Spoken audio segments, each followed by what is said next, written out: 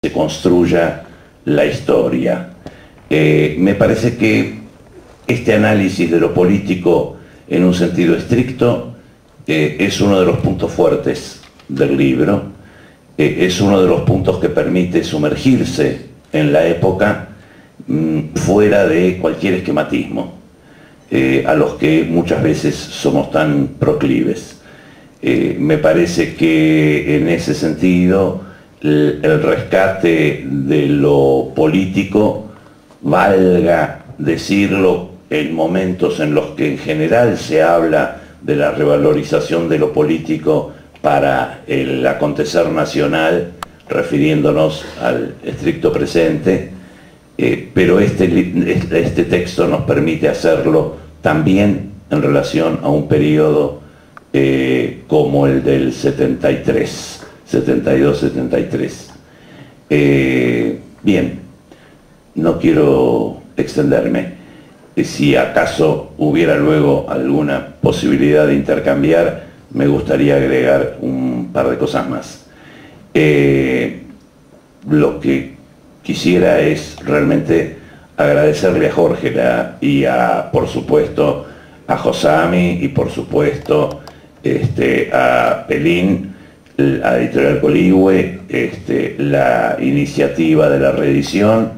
que celebro por las cosas que vengo de decir. Muchas gracias.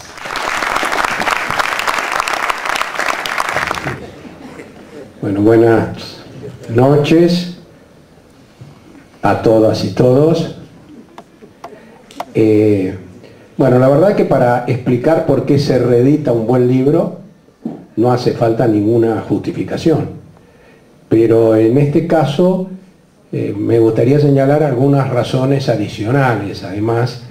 que nos llevaron a pensar en que era conveniente y necesario que apareciera nuevamente el texto de Jorge Bernet. En primer lugar, como es obvio, porque tiene una actualidad notable en la coyuntura política que estamos viviendo. En este kirchnerismo que profundiza su proyecto político y su consenso social en estos últimos tiempos, renacen muchos de las esperanzas, de las propuestas, de las banderas y hasta de los debates de aquel peronismo de la victoria. En segundo lugar, porque nos ayuda mucho a entender el proceso de los años 70. Ustedes saben que en la sociedad argentina, como siempre decimos, en relación a los 70 hemos pasado por lo menos por dos etapas, ¿no? Una primera asignada por la llamada teoría de los dos demonios, donde se condenaba a la dictadura, pero no se averiguaba demasiado acerca de quienes habían estado enfrentando a la dictadura. Ahora, por fortuna, y no por fortuna, sino como consecuencia de una lucha muy larga de los organismos de derechos humanos y en última instancia de amplios sectores del pueblo argentino, se ha impuesto una visión distinta, que es una visión que recupera globalmente el sentido transformador, reivindica aquella lucha de los años 70, pero me parece que todavía estamos esperando, precisamente porque ahora tenemos esta condición que antes no se cumplía, tenemos esta mirada de sectores más amplios de la sociedad que se interesan y se identifican con los años 70, estamos esperando todavía una profundización de la mirada, porque la verdad que más allá del reconocimiento a los compañeros que lucharon, entregaron su vida, y del repudio, por suerte bastante generalizado, a los represores, tenemos que saber todavía mucho más acerca de qué pasó en esos años 70, ¿no? Nicolás Casullo decía en su último libro que la sociedad argentina había borrado la memoria de los 70. Es decir, un poco lo decía Sergio, ¿no? Esa primavera terminó de un modo bastante poco grato, bastante poco primaveral en última instancia, y entonces la respuesta social en buena medida fue no recordar demasiado lo que en aquellos años había ocurrido, y me parece que el libro de Jorge nos sirve mucho para recordar eso. Por un lado, para recuperar esas luchas, esas esperanzas, esos debates, pero también por otro lado para internarnos en este debate que yo creo que hay que empezar a hacer para encontrar una respuesta a lo que decía también Sergio Caletti. Él hablaba de un lustro. En realidad, si tomamos desde el 25 de marzo, perdón, desde el 25 de mayo del año 73, son menos de 3 años hasta el golpe militar, ¿no? Entonces, todavía nos estamos debiendo una explicación acerca de qué fue lo que pasó para que aquel proceso popular, pujante, movilizador, acompañado por la mayoría de la sociedad, con expectativas de transformación tan profundas, terminara en lo que terminó. Y cuando digo terminara en lo que terminó, es porque no me estoy refiriendo, por supuesto, al golpe militar, que fue, como todos sabemos, planificado desde el día siguiente de abandonar el poder, y que en última instancia no necesitó de nuestros errores para avanzar y justificarse, pero sí me estoy refiriendo a la mirada que tenemos que tener nosotros mismos de nuestra propia historia y reconocer que cuando llegó el golpe militar ya el movimiento popular argentino no estaba en la situación de pujanza, movilización, consenso, unidad popular, sino en una situación bastante diferente. Este libro fue escrito a fines de la dictadura,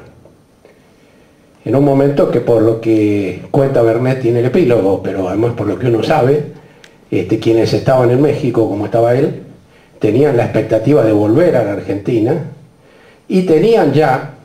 no sé si todos, pero por lo menos en el caso de los que me acompañan hoy en esta mesa, una lectura bastante crítica de la experiencia que se había vivido, y esa visión crítica a muchos de los exiliados, algunos habían sido peronistas, otros no, pero de algún modo se habían acercado al peronismo en los momentos de la gran euforia popular del 73, a muchos los llevó a apartarse de esa senda, y a muchos otros, como es el caso de Bernetti, de Caletti, de Nicolás Casullo, de Luis Brustein, si no me equivoco eran los 4 peronistas de la revista Controversia, ¿no es así?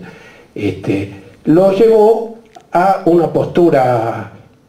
crítica de la experiencia, pero al mismo tiempo a pensar en la posibilidad de que la vuelta a la democracia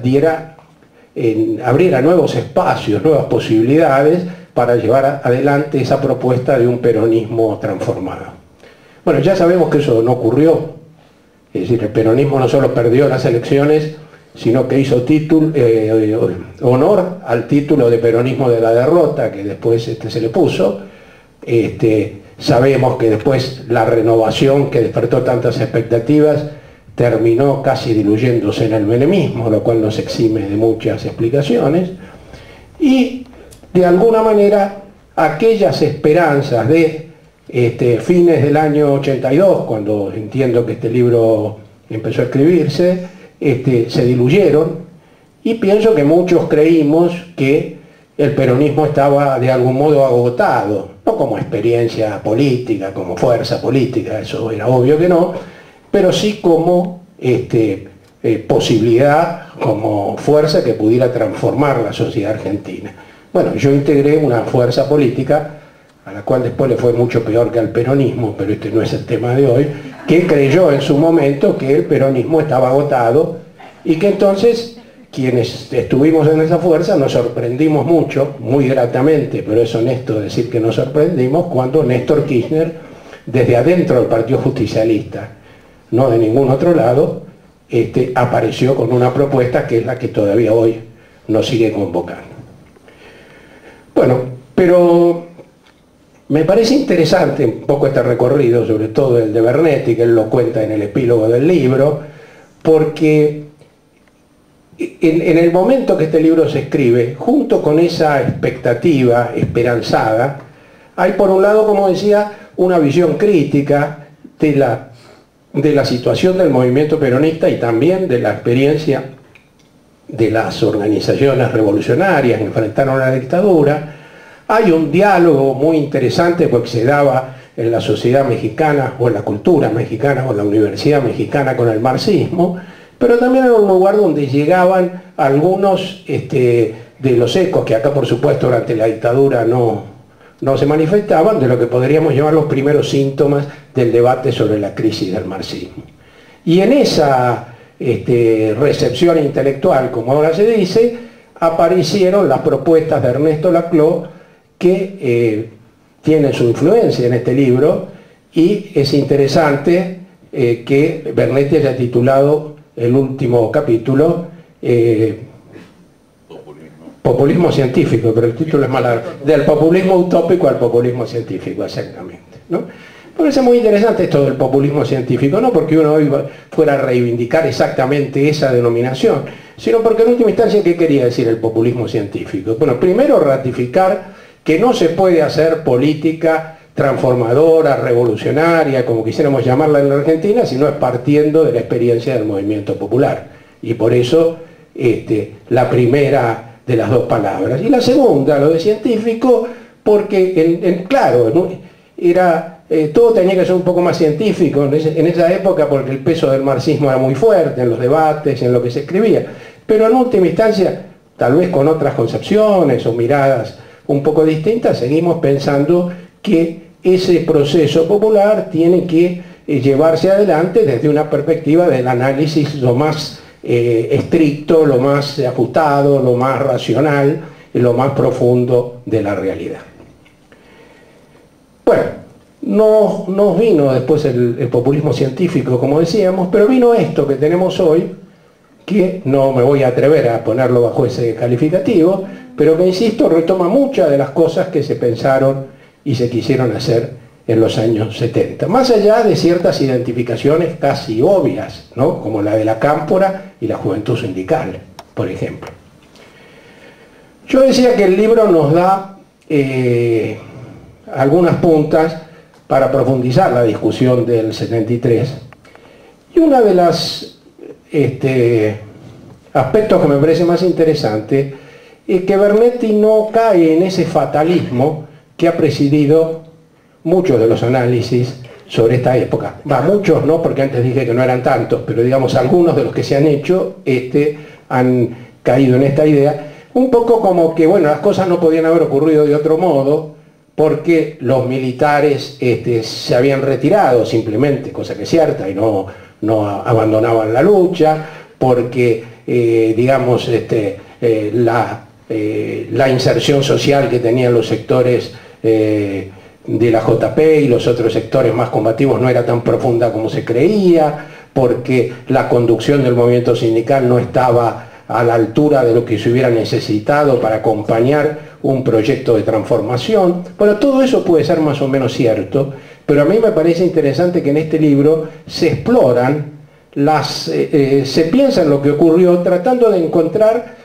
si había posibilidades por lo menos de intentar otro camino, ¿no? Y cuando uno lee hoy, 30 y pico de años después, a mí me resulta mucho más interesante el sentido de esta mirada y de estos hechos que los hechos en sí mismos, porque no sé si había posibilidad de ponerse o no de acuerdo con Lorenzo Miguel. Lo digo sinceramente, es algo sobre lo que permanentemente dudo y cambio de opinión. ¿Por qué? Porque por un lado pienso que no había ninguna posibilidad de enfrentar lo que después fue el proyecto de la dictadura, o sea, de profundizar la política que se estaba llevando adelante en el 73, si los dos sectores más dinámicos, o más importantes, porque el movimiento obrero no era particularmente dinámico en ese momento, pero los dos sectores más importantes, que eran la juventud peronista y los montoneros, para decir las cosas por su nombre, y el sector sindical, no encontraban por lo menos formas de convivencia que impidieran lo que después ocurrió, que fue este enfrentamiento que en última instancia produjo una división a lo largo de todos los sectores populares. Pero por otro lado hay demasiadas experiencias, como por ejemplo la de Seiza, por no ir más lejos, que muestran lo difícil que era acordar con los sectores sindicales. Entonces, esto lo dejo como un tema abierto para que sigan pensando como yo. Se puede pensar muchos años más y posiblemente no lo resolvamos. La coyuntura política hoy nos obliga a resolverlo de algún modo, pero por suerte no es la traslación mecánica de lo que pasaba entonces. En buena medida sería conveniente que lo resolviéramos, o intentáramos resolverlo,